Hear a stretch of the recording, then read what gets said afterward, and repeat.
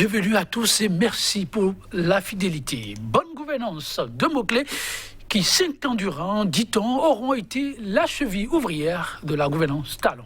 Le chantre du nouveau départ y aura tenu comme à la prunelle de ses yeux. En fin de mandat, c'est tout satisfait des défis relevés dans ce sens qu'il a publiquement annoncé vouloir empiler pour défendre, entre autres, la bonne gouvernance, invitant par là même le peuple béninois à s'engager davantage pour la bonne cause. Pratique de bonne gouvernance au Bénin. Patrice Talon, le modèle de chef d'État parfait. Mesdames, Messieurs, l'instant débat, c'est tout de suite ménage ce plateau en notre compagnie. Le docteur Paul-Marie Ouissou, enseignant-chercheur, il est théoricien de la gouvernance d'État. Avec lui, nous passerons au peigne fin le chemin parcouru et les projections à faire pour qu'on semble apprécier s'il faut ou non continuer dans la même direction. Docteur Paul-Marie Ouissou, bonjour. Bonjour Joël. Merci. Merci pour l'invitation, non, la disponibilité. Merci aussi la de réponse à l'invitation, voilà. Pour un thème qui me touche très très près. Oui, un thème qui engage de plus en plus l'avenir de toute l'Afrique. Le Bénin ne fait pas exception, donc en face de lui, l'homme qui y a été déjà avec nous. Il répond encore présent pour apporter son grain de sel. Georges Anagounou, c'est son nom, socio-anthropologue. Il n'est plus à présenter, disais-je.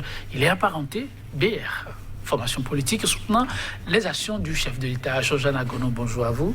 Bonjour Joël, bonjour aux auditeurs de SICA TV et bonjour professeur d'avoir accepté de partager ces instants avec moi. Je dois le préciser, même si ça paraît un peu banal, Georges Anagounou aurait pu ne pas être avec nous. Un invité qui, à la dernière minute, a décliné l'offre.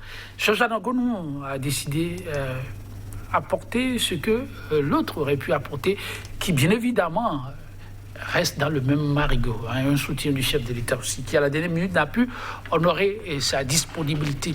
Alors, la question qui nous réunit ce matin relative à la bonne gouvernance. Que peuvent bien nos États si la bonne gouvernance n'est pas imprimée comme une marque déposée à suivre par tous? Le chef de l'État croit savoir que le Bénin a enfin pu sortir la tête de l'eau.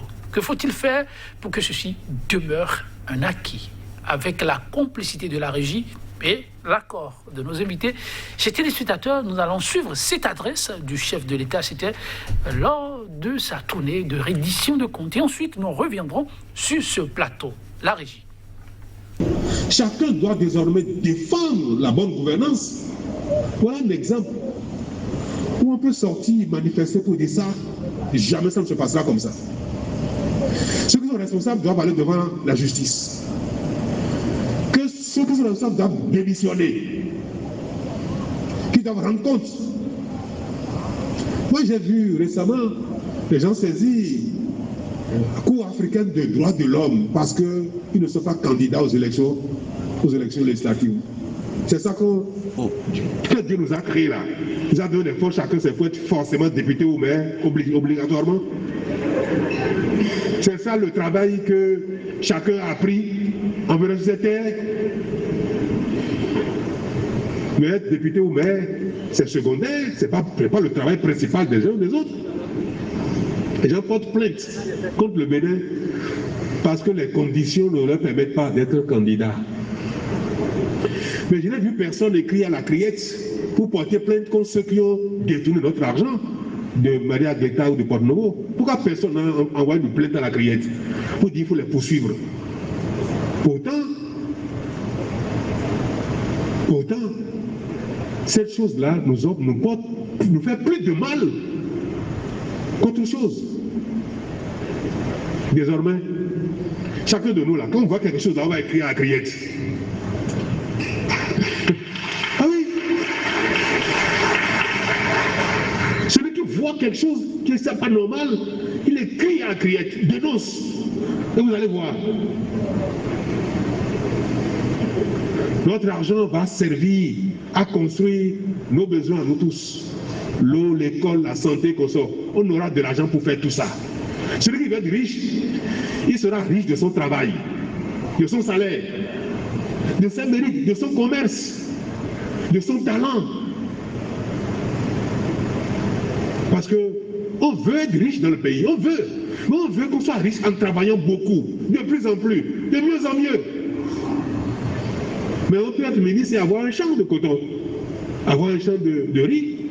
Même si on n'y travaille pas, on peut venir superviser de temps en temps, prendre des ouvriers, les payer. On peut avoir un champ d'anacardier. Si on est enseignant, si on est directeur d'école, ça va aider, permettre d'avoir des revenus en plus. On peut demander à sa femme et consort de faire un commerce pour gagner de l'argent. On peut être ministre, député. Si on sait coudre, on peut être tailleur, même chez soi, le soir, la nuit à la maison. Coudre des choses pour les amis, prendre de l'argent. Les gens font ça en Asie, les Asiatiques. Ils ont un talent, ils sont fonctionnaires. Ils rentrent le soir, ils vont coudre des choses pour vendre. Ils gagnent de l'argent. Chacun peut être riche de son activité, de ses capacités, de son talent, de son dévouement pour trouver de l'argent. Mais voler l'argent des pauvres, pour être riche, ça là, on ne va plus permettre ça.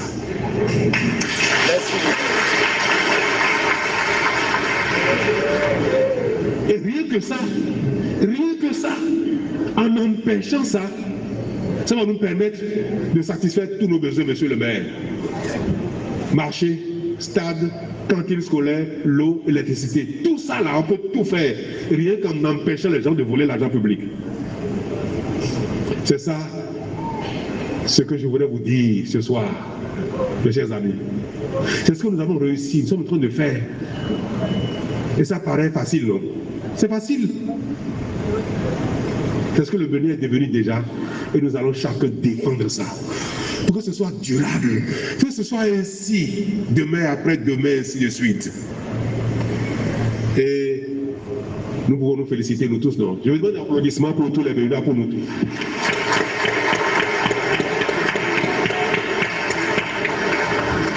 Merci, c'est notre bilan. C'est ce que nous avons fait pendant 5 ans ensemble. C'est formidable. Moi, je suis fier d'avoir participé à ça. Je sais que vous êtes fiers aussi. Merci aux uns et aux autres. Vous l'avez suivi sans commentaire. Votre réaction? Merci beaucoup. Vous savez, on dit on enseigne mieux en donnant l'exemple. On enseigne mieux en donnant l'exemple. Et on invite mieux aussi en s'engageant soi-même. Je pense à chaque étape que le chef de l'État parle et il engage tout le monde. Il engage tout le monde. Il dit ce que nous devons faire pour que notre pays puisse aller de l'avant. C'est ce qu'il dit. Et donc, il ne s'exclut pas lui-même. Il ne s'exclut pas lui-même. Rappelez-vous que dans ce pays, à plusieurs reprises, on a dit, si vous êtes prêts, je suis prêt.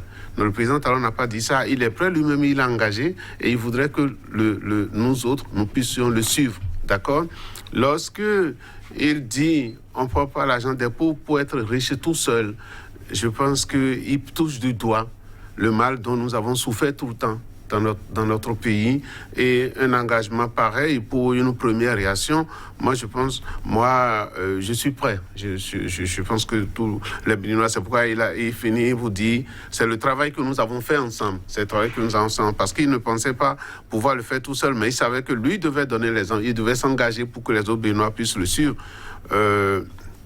Nous sommes à l'heure du bilan, justement, et cet engagement qu'il a pris, qui nous a amené à prendre avec lui, eh bien, nous allons pouvoir étudier les résultats, nous allons pouvoir analyser les résultats pour voir si c'est un bon chemin que nous avons fait. Mais quand vous voulez enseigner, vous donnez l'exemple, et je pense que le chef de l'État a donné l'exemple.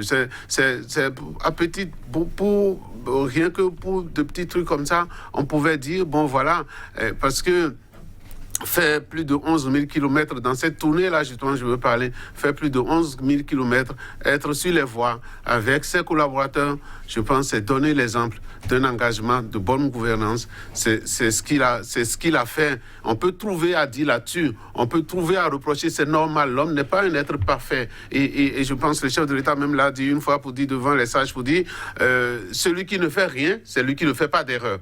Je peux avoir fait d'erreur, je peux faire d'erreur. Et le chef de l'État dit, n'attendez pas que ce soit seulement le gouvernement qui saisisse la criette. C'est un engagement. C'est-à-dire que même si c'était lui-même qui faisait mal, il dit, écrivez à la criette, saisissez la criette. Les citoyens peuvent saisir la criette par rapport au comportement de tout un chacun de nous. C'est un engagement. Ceux qui trouvent qu'il y a mal donne et qui ne saisissent pas la criette, c'est eux qui ne rendent pas service au peuple. Peut-être qu'aujourd'hui, il y en a plein qui font encore mal. Il y en a plein qui résistent encore à cet engagement pris par le chef de l'État. Il revient au peuple béninois, il revient aux citoyens béninois. La criette, c'est pour nous et de pouvoir... Moi, je voudrais parler de la justice de façon plus globale. Lorsque vous trouvez qu'il y a de l'injustice quelque part, eh bien, chacun doit pouvoir être en mesure de se présenter devant la justice de son pays pour dire, j'ai constaté que... Il y avait un juriste qui me disait que lorsque vous passez quelque part, quelqu'un en train d'attraper un cabri et que vous ne réagissez pas, c'est que vous êtes complice du vol. Ce que vous devez faire, c'est de faire, vous devez le signaler sur le champ, vous devez l'empêcher d'aller plus loin et de détruire le pays. Je pense que c'est à ça que le chef de l'État appelle, pour que tout un chacun de nous soyons responsables de la bonne gouvernance de notre pays. Alors, oui, votre réaction? Bon, il y a vraiment beaucoup de choses à dire par rapport à ce que... Une première réaction, on va apprécier graduellement cette réaction. Oui, il faut d'abord constater que, tel que M. Anagonou le dit, le chef de l'État appelle les Béninois à se battre pour la bonne gouvernance. Oui. Bon, on reviendra sur le terme bonne gouvernance plus tard, mais ce que moi je veux relever, est-ce qu'il y a une meilleure manière pour le peuple béninois de dire « je veux la bonne gouvernance » que de voter pour 65% pour Patrice Talon? Moi, je ne trouve pas. Il n'y a pas une meilleure manière de le faire. Parce qu'il y avait un autre candidat qui représentait un gouvernement qui sortait et sous lequel, justement, le président de la République a appelé ou a désigné un certain nombre de choses, à savoir Maria Glita, à savoir Porto Nouveau, le palais, l'Assemblée nationale à Porto Nouveau. Mais le fait simplement de dire non, nous ne voulons plus ça, non, nous ne voulons plus de concours frauduleux, non, nous ne voulons plus ceci, mais c'est ça qui a poussé un grand nombre à aller dans ce sens, voter pour le président Patrice Talon. Donc le peuple béninois est prêt. Ce n'est plus question d'être prêt ou de ne pas être prêt. Le peuple béninois est prêt pour le combat pour la bonne gouvernance. Pour moi, c'est clair dans mon esprit. Maintenant, qu'est-ce qui se passe? Comment se met en œuvre ce qu'on appelle la bonne gouvernance? Comme je l'ai dit, on va revenir sur le thème, parce que le thème bonne gouvernance, pour moi, n'est pas un thème approprié. C'est un thème, disons, rendu populaire par la Banque mondiale. Je n'ai rien contre la Banque mondiale, mais on parlera de ça, vous allez comprendre pourquoi je propose, avec votre permission, on y reviendra et vous serez tous peut-être surpris par le temps tout de suite. Nous allons rester peut-être dans le registre, pourquoi pas, du citoyen lambda qui a sa lecture des choses et qui pense qu'il faut pouvoir bien gérer l'existant. On fait l'exercice comme ça, si vous le voulez bien, et après on reviendra, si cela s'impose sur les terminologies, telles on doit les percevoir dans les universités et autres. Si je vous le permettez, bien entendu, chers invités. Alors, pour l'exercice, le chef de l'État a dit, dans la pratique, il se désole que ses citoyens ne saisissent pas suffisamment la criette. Il y en a qui, au lieu de le faire, vont saisir des instances qu'il a citées pour parler démocratie, liberté, tout ça c'est bien. Mais si on le faisait, en ce qui concerne la bonne gouvernance, le Bénin n'en serait pas là où il en est. Si vous devez apprécier, que diriez-vous, monsieur le professeur? Oui, écoutez, moi, je suis tout à fait d'accord avec le président de la République qu'on ne doit pas aller saisir les instances qui sont dehors du Bénin pour se plaindre des problèmes du Bénin. Mais qu'est-ce que nous faisons à l'intérieur pour que les citoyens se sentent à l'aise de poser les problèmes du Bénin aux institutions du Bénin? C'est toute la question. La réponse, elle est toute simple. Il y a un certain nombre de citoyens qui sont dehors. Pourquoi? On dira que c'est parce qu'ils ont des problèmes de mauvaise gestion. Il y en a qui n'ont pas de problème de mauvaise gestion, mais qui sont quand même dehors. Pourquoi ils sont dehors? Pourquoi est-ce qu'ils ne peuvent pas faire confiance aux institutions de notre pays? En tout cas, pour ce que nous savons maintenant. Pourquoi le président de la République lui-même, quand il n'était pas encore à la direction de l'État, pourquoi a-t-il cru devoir sortir du pays? Donc il y a un problème de nos institutions. Et lui-même, il a dit, moi je dis rien qui... Je l'écoute beaucoup ces derniers temps, comme je vous l'ai dit, et lui-même, il a dit qu'il y a une crise des Béninois en leurs institutions. Il a dit dans le face-à-face avec Lionel Zinsou, le débat présidentiel, il a dit qu'il y a une crise. Vous pensez que la crise demeure? La crise, mais c'est la crise, c'est parce que la crise demeure que les Béninois ne s'adressent pas à la criette, par exemple. Non, écoutez, prenons par exemple la criette, telle qu'il a appelé à s'adresser à la criette. Okay? Prenons cet exemple, par exemple. Nous savons que ceux qui ont géré ce pays sont autant aujourd'hui dans le camp de la mouvance présidentielle que dans le camp de l'opposition. OK? Pourquoi le chef de l'État, pourquoi le chef de l'État, quand il dit qu'il faut saisir la criette, ses partisans ne se sont pas levés tout de suite pour saisir la criette? Parce que ceux qui ont saisi des instances qui sont à l'extérieur sont de l'opposition. Je ne sais pas si vous comprenez. Donc, là, il y a un problème réel de confiance en nos institutions.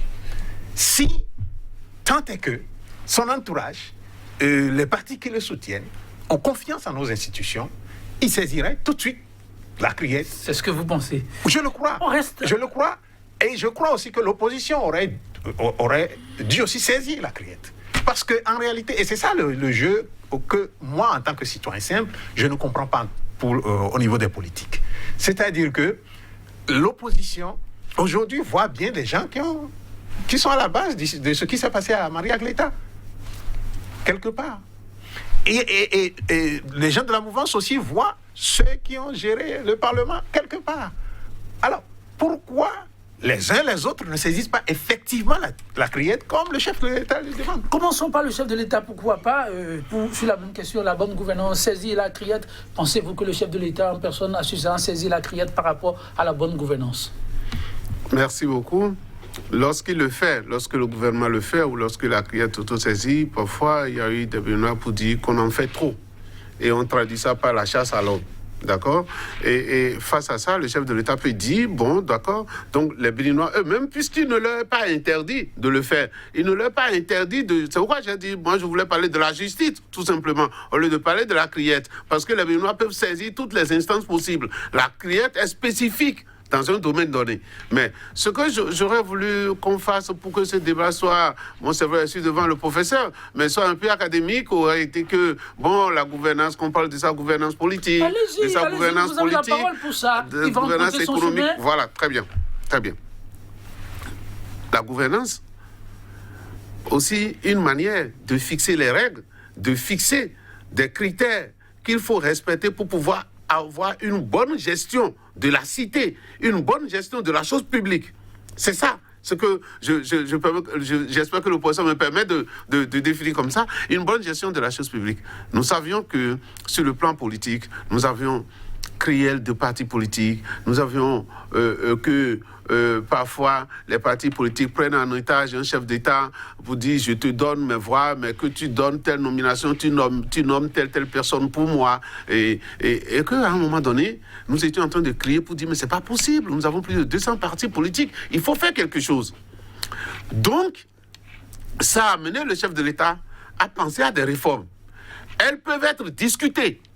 Je vous ai clair là-dessus. Elles peuvent être discutées, mais les réformes, c'est aussi pour avoir une gestion efficace de la cité, une gestion efficace des partis politiques. Personne ne dira non, nous ne sommes pas d'accord parce qu'il n'y avait pas assez de partis politiques dans notre pays. C'était pas ça la question. La question qui se pose aujourd'hui, c'est les règles de cette gouvernance politique que le chef de l'État a menée. Est-ce que ce sont des règles efficaces? Est-ce que ça apporte... La bonne gouvernance, vous la mettez au niveau de la politique. Je dis, nous pouvons parler de la politique, de l'économique, du social, ainsi de suite. D'accord? Qui vous intéresse. Je commence par la bonne gouvernance au niveau de la politique. Et je dis, ce qui se passe aujourd'hui laisse un peu de liberté aux gens. Ce qui se passe aujourd'hui, j'ai entendu quelqu'un parler de... Lorsqu'on amène de nouvelles règles, ça appelle toujours une période de transition pour que les gens puissent approprier. Tout ce qui se passe aujourd'hui, moi je pense que c'est lié, sur le plan politique je voudrais dire, c'est lié à cette période de transition que nous allons traverser et je pense que nous allons nous retrouver et prendre le pli de ces nouvelles règles-là. Ce qui est sûr, nous sommes des êtres humains. Si ça ne marche pas, demain nous allons les changer. C'est notre pays, ça nous appartient à nous tous. Et c'est cette gouvernance politique aussi qu'il s'agit de la gestion des hommes.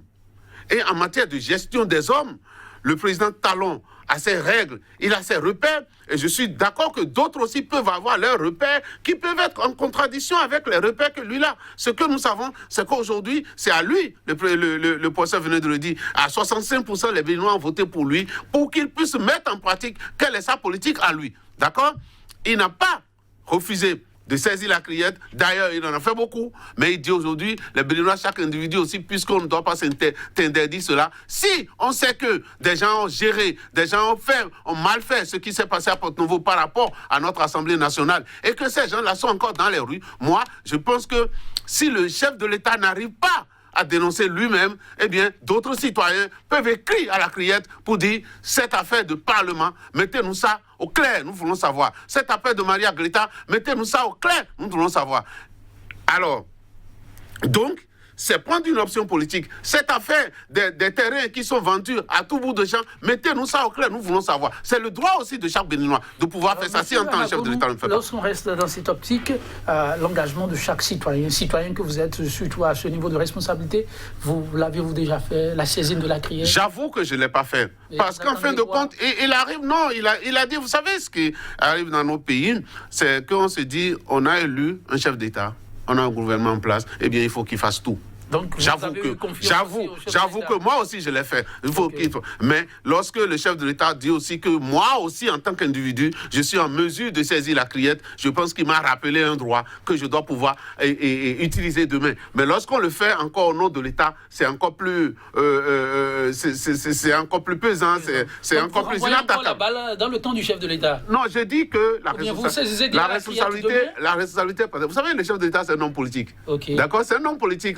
Il ne faut pas l'oublier. Un président, c'est un homme politique. Et il gère beaucoup de contingents. Si vous devez saisir la criette demain, vous allez saisir la criette sur quel sujet, par exemple, vous? Moi, je voudrais bien saisir la criette sur ce qui est dans l'eau à Porto-Novo. Dans l'eau? Oui, vous n'avez vu ce qu'ils ont construit. L'Assemblée nationale. On va suivre cela de près. Non, monsieur Joël, comme c'est ça moi, comme ça peut être vous, comme ça peut être le professeur. Votre engagement, d'abord, on reviendra faire le point et ensuite on évoluera. Vous ne voulez pas? Monsieur Paul-Marie Ouessou, oui, vous l'avez suivi, il a fait la définition de la gouvernance. Il a voulu commencer par la gouvernance politique, vous l'avez suivi. Oui, ben, écoutez, moi je ne parle pas de gouvernance politique. Okay. Vous avez vu, vous parlez tout le temps de gouvernance d'État quand il s'agit de moi. Moi je ne parle pas de gouvernance politique. Okay. Vous voyez, parce que la gouvernance c'est un thème qui est né il y a longtemps. Et le chef de l'État est resté dans cette optique aussi de gouvernance d'État. Voilà, la gouvernance d'État, c'est le sommet de toute gouvernance. C'est toute la machine qui est en main. C'est même pas comparable à la gouvernance d'une entreprise. C'est pas comparable. Parce que, vous voyez, un chef d'entreprise ne peut pas demander à une armée de sortir. Mais un chef d'État peut dire à une armée sort. Vous voyez à peu près, il y a une grande différence entre les deux. Donc moi, je ne saucissonne pas le thème gouvernance quand il s'agit de moi. Quand moi je veux parler, je parle de gouvernance d'État. Alors allons-y. Okay. Maintenant, l'aspect politique ou le volet politique de cela, tel que M. Anagonou l'a dit, je crois qu'il faut qu'on discute. Comme le dit quelqu'un, il faut qu'on discute.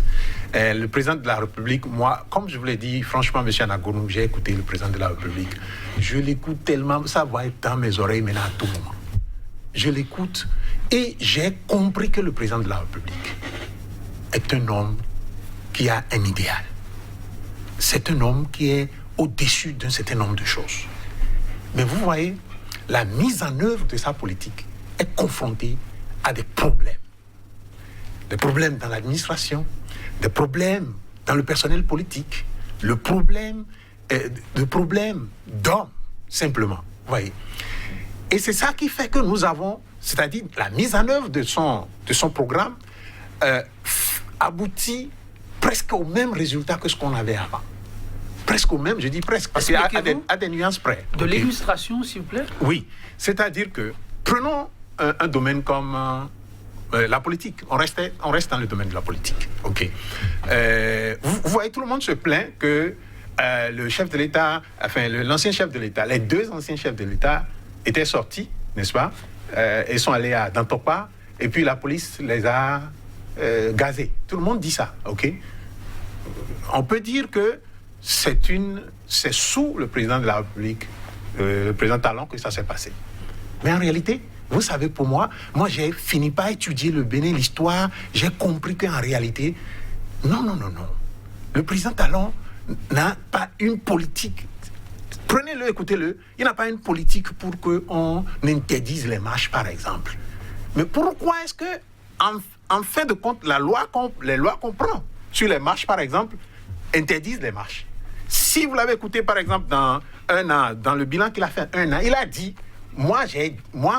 la loi sur la révision de la Constitution, dans cette loi-là, moi j'ai dit qu'il faut que les gens puissent sortir pour Roma lorsqu'il y a des problèmes. Vous expliquez pour nos téléspectateurs? Roma, en fait, c'est pour manifester. C'est la protestation, oui. Oui, protester contre le chef de l'État, contre les ministres, contre les députés lorsqu'il y a mauvaise gouvernance. Et donc, il revient là-dessus, là, maintenant. Vous voyez, il revient là-dessus. Donc, il est constant quand même dans son désir de mettre en œuvre quelque chose.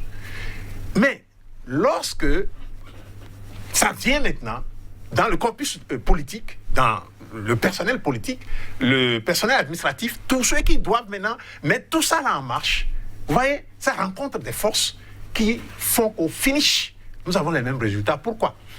Et vous rappelez que le président Soglo était déjà sorti une fois sous le président Kérékou pour manifester avec les Wézéwé, au terrain, et qu'il a été gazé. Il a été gazé. Donc, dans notre histoire, il faut rentrer dans notre histoire, vous verrez des constances. Des constances qui font que, quel que soit celui que nous prenons, quel que soit l'idéal qu'il a dans la tête, quel que soit ce qu'il veut faire, on finit par avoir un résultat qui est le même. Merci beaucoup. On va évoluer avec votre émission Gouvernance au niveau de l'État. Bonne gouvernance, les populations en demandent beaucoup. Le chef de l'État croit savoir ce que de la démocratie aux questions de liberté à la bonne gouvernance, ce qui n'aura pas marché durant ces années, c'est bien la question de développement, parce que la bonne gouvernance n'était pas au rendez-vous. Aujourd'hui, ces choses faites, les Béninois peuvent pousser un ouf de soulagement. Le Bénin est sur les rails. Et ceci suppose ensuite que chacun supporte mieux le quotidien des Béninois. Ceci appelle aussi, dit-on, à la question de transparence. Et là-dessus, ils ont la dent dure contre le chef de l'État. Ils sont nombreux à le dire. Bonne gouvernance, ok. Mais quel bilan peut-on faire de ce qui a été fait? Qu'est-ce qui nous renseigne de ce qu'on est sur la bonne piste si nous n'avons pas de données pour pouvoir apprécier le chemin parcouru? À cette question, vous répondez quoi? Merci beaucoup. Non, ne pas remarquer qu'il y a eu des changements, c'est peut-être refuser de voir la réalité en face. Changement. Je vous en donne quelques-uns. Moi, je suis de l'administration publique. Merci beaucoup. D'accord? Moi, je suis de l'administration publique. Et aujourd'hui, s'amuser avec les deniers publics, vous réfléchissez à 5 fois, à 10 fois avant de poser votre acte. Tout le monde le sait, ça. Que ça se passe comme ça. Moi, je vais prendre l'exemple juste autour du chef de l'État. D'accord? Moi, je connaissais des gens au niveau du palais. Ah bon? Au niveau du palais, je connaissais des gens où j'avais quelqu'un qui faisait les affaires de carburant. D'accord? Et il peut aller au palais, on peut lui remettre 10 millions de carburant à aller changer. D'accord? Face à de telles choses, quand le chef de l'État est arrivé, le président Talon a dit non, on arrête ça au palais. On ne donne plus de carburant aux gens. Si vous prenez votre salaire, allez acheter votre carburant dedans pour venir travailler. D'accord? Ça permet de faire des économies. on peut peut-être ne pas en faire quelque part, mais ça permet de faire des économies. Vous savez, il y avait des catégories socio-professionnelles dans ce pays où, parce qu'il y avait le laisser-aller dans ce domaine-là, les gens pavanaient, les gens se moquaient. Quelles sont ces catégories-là? Non, je voudrais juste que... On a, comme on le dit, l'apprentissage par les autres pour que ça ne se répète pas. C'est pourquoi on est là. Oui, si on ne peut pas se le dire, ça ne vaut pas la peine. Joël, je viens. Ça va se dire. Bon, allez-y. C'est certaines catégories socio-professionnelles qui ont pavané dans ce pays. Et j'avais un ami qui disait quelque chose pour faire. Il dit, depuis que le président Talon a fermé les vannes, eh bien, les voitures circulent, la voie est plus libre. Certains ont été obligés de garer leurs véhicules. Certains ont été obligés de garer les véhicules de luxe qu'ils avaient. Aujourd'hui, si vous construisez une maison, vous construisez un immeuble, eh bien, les impôts seront là pour vous réclamer. J'ai vu maintenant aujourd'hui des gens qui se lèvent d'eux-mêmes pour aller aux impôts, pour aller payer leurs impôts, pour aller au domaine. Ça ne se faisait pas avant. Ce n'était pas le cas avant. Pourquoi c'est devenu comme ça? Parce que, comme le dit le professeur, je suis d'accord avec vous, la gouvernance d'État, lorsque la tête donne l'exemple, lorsque ça change en haut, eh bien, le reste de la société, on prend le pli. D'accord? Si le Béninois peut se lever aujourd'hui, spontanément, en tout cas, ceux qui ont l'immeuble, ça ne passe plus inaperçu. D'accord? Ou est-ce que, même si on ne veut pas vous demander où est-ce que vous avez trouvé l'argent, ce que vous avez construit, vous devez payer les impôts par rapport à ça. Vous voyez ce que je veux dire? Et donc, ça fait que cette manière de gruger l'État, ce n'est pas Patrick Talon, c'est tous les Béninois. Cette manière de nous gruger que certains avaient, et que c'est pourquoi il a dit, quelques-uns vont prendre l'argent du peuple pour se pavaner et laisser les autres au dehors. Et les gens, au moment où il disait ces choses-là, moi je dis, il faut avoir de courage, il faut oser. Les députés étaient dit devant lui, les ministres étaient là, et dit c'est ce que nous faisions. Et moi, rappelez-vous, même sur le perron de l'Élysée à Paris, il a dit, je suis dedans. Nous avons tous fait ça. Et aujourd'hui, nous devons changer. Voyez-vous ce que je veux dire? Moi, j'ai dit que demain, si nous devons demander de compte aux gens, nous savons à qui nous allons demander de compte. Parce que le chef de l'État a dit, moi aussi en son temps, nous avons tous participé à créer des problèmes à ce pays-là. Et faisons une renaissance, décidons nous tous, ensemble, pour que ce que nous faisions et qui faisait dilapider les fonds, nous devons cesser de faire ça pour qu'ensemble, vous avez vu le temps que les gens ont mis pour engloutir de l'argent à Maria Greta. Le temps que les gens ont mis pour engloutir de l'argent à Maria Greta, sans que ça ne donne rien. Est-ce qu'il n'y a pas un Béninois pour dénoncer cela? Est-ce qu'il n'y a pas... Même si je voudrais que les gens le fassent contre le chef de l'État, parce que je vais être clair, les gens disent aujourd'hui, ceux qui ont fait ces choses-là, ils sont dans les reins du chef de l'État. Eh bien, si c'est à cause de ça que le chef de l'État lui-même ne prend pas des décisions pour les dénoncer, le peuple béninois, les citoyens béninois ont le droit, et il a dit d'aller dénoncer eux-mêmes. Vous levez le doigt déjà pour le faire, vous? Pourquoi vous me demandez chaque fois, Joël? Non, mais je ne suis qu'un exemple. Je dis que moi, si je trouve les occasions, en tout cas. Il faut quelle occasion? Bon, d'accord. Je dis que Anangonou Georges, moi, je voudrais savoir ce qui s'est passé en ce qui concerne la construction du Parlement. Parce qu'en son temps, même le président du Parlement, le professeur Mathieu Nango, il a dénoncé et dit on ne peut pas faire des trucs comme ça et laisser que ça ne soit pas puni. Ceux qui tapissent dans les rangs, ou ceux qu'on dit, je vais le dire ouvertement, ceux qui s'apportent du président Talon, pour qu'on ne peut pas ouvrir ces dossiers-là, eh bien, ils n'ont qu'à se détromper, les dossiers seront rouverts.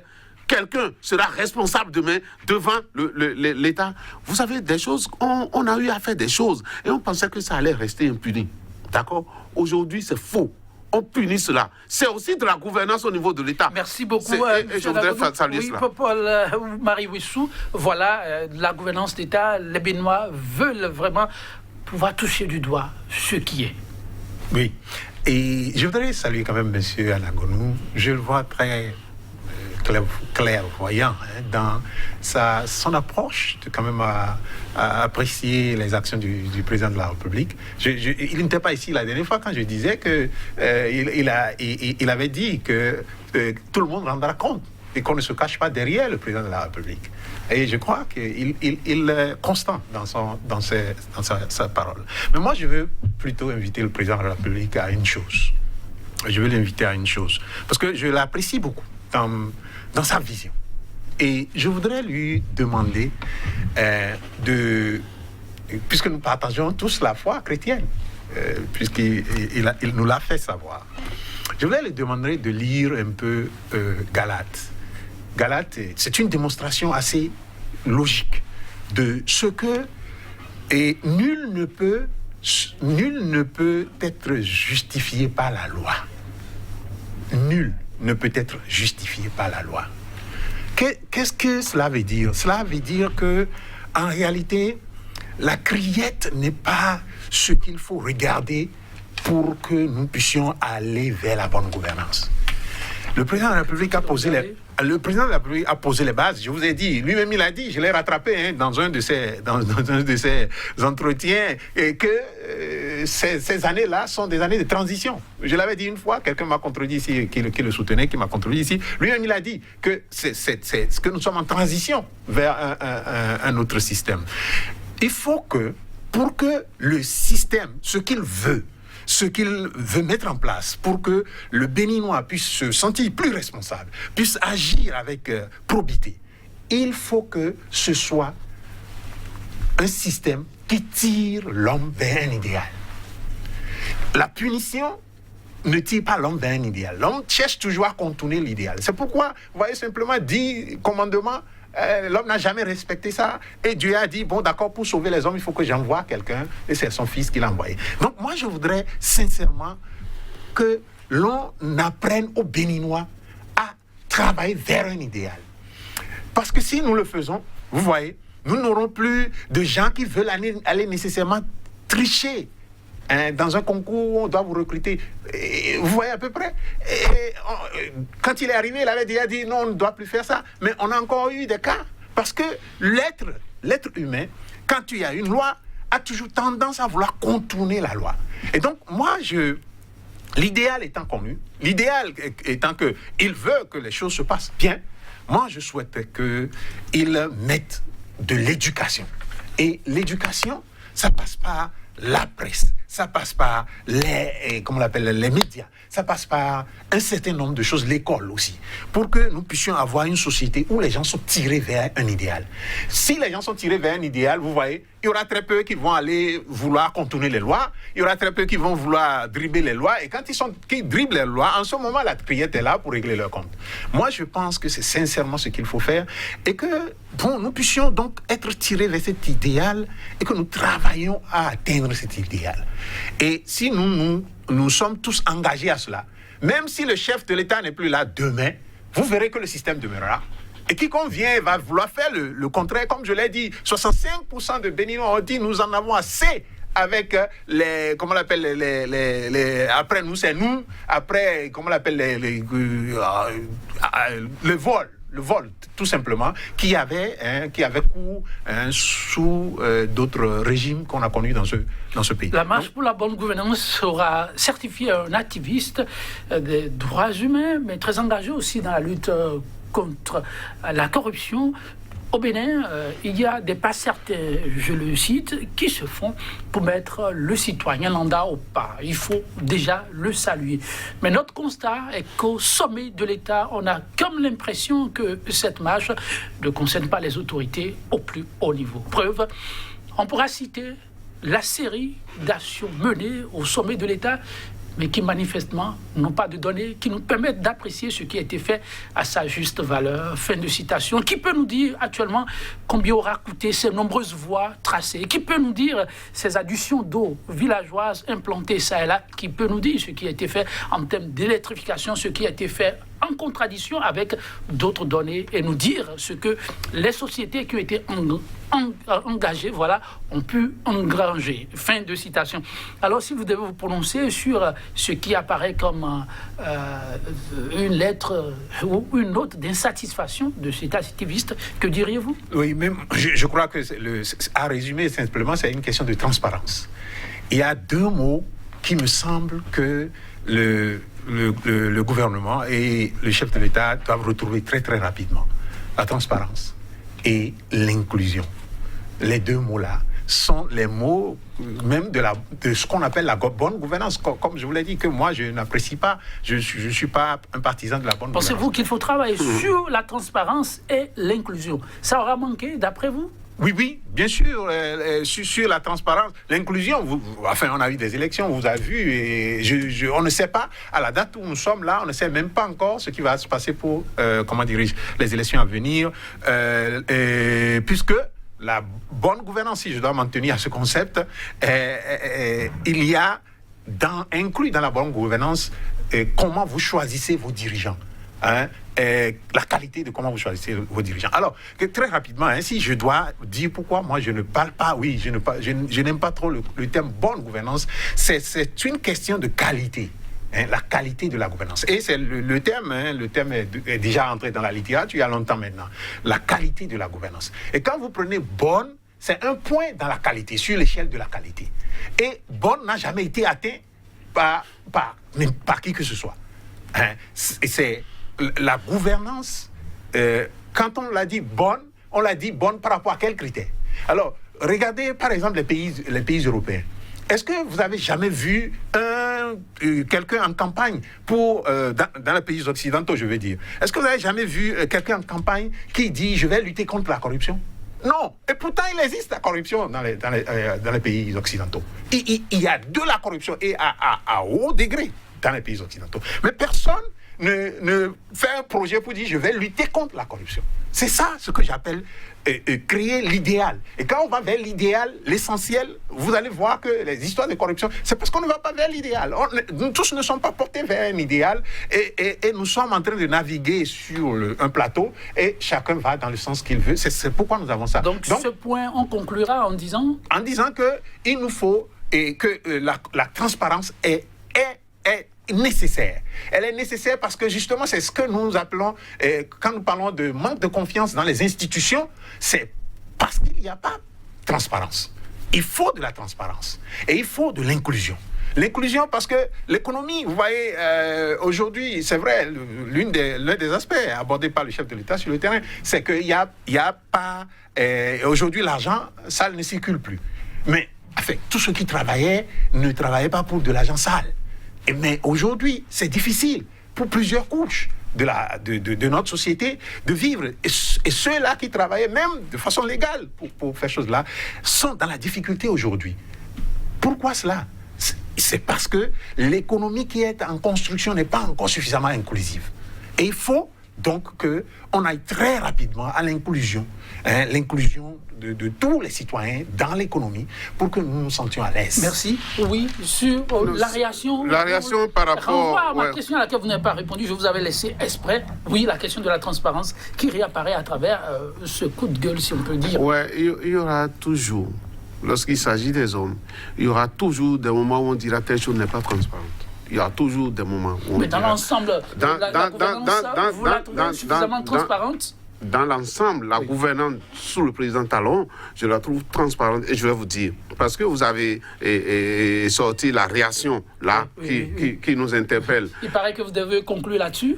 Ouais, je ferai l'effort. Vous voyez que lorsque nous abordons la gouvernance sous le président Talon, eh bien, nous n'avons pas tellement évolué aujourd'hui. Parce qu'il y a plein de domaines. Parce que c'est pas un domaine, c'est vrai, le professeur a dit, c'est gouvernance d'État, mais après, il y a les démembrements qui font. Je donne juste un exemple. Vous illustrez la transparence et vous concluez en même temps. Non, je donne un exemple. Vous savez, à la Criette, il y a des gens qui ont été jugés tout le temps. Des gens qui ont été jugés tout le temps. C'est parce que quand c'est les gros bonnets que ça fait de tapage. Non, la transparence, allez-y. Non, mais la transparence qui fait que lorsqu'on a remarqué qu'il y a du flou dans un concours, on annule le concours. C'est de la transparence, ça. Pour trouver que tout le monde doit avoir un plan légal. Maintenant, globalement, pour parler de la gouvernance sur le président Talon, nous avons beaucoup d'éléments qui devraient nous permettre de toucher de doigt qu'est-ce qui a changé et qu'est-ce qui n'a pas changé. J'espère que le temps viendra pour aborder gouvernance politique, gouvernance économique, gouvernance sociale, pour que nous puissions toucher de doigt ce que vous dites là. Il y a plein de choses qu'on peut toucher de doigt. Ce fut un plaisir. Merci aussi à vous d'avoir été des nôtres, mesdames, messieurs, 100% Bénin. Pour l'émission du jour, malheureusement, on conclut ainsi. À très vite, avec toujours la même disponibilité. On se retrouvera peut-être pour compléter ce qui a été fait aujourd'hui. Merci pour la fidélité. Au revoir.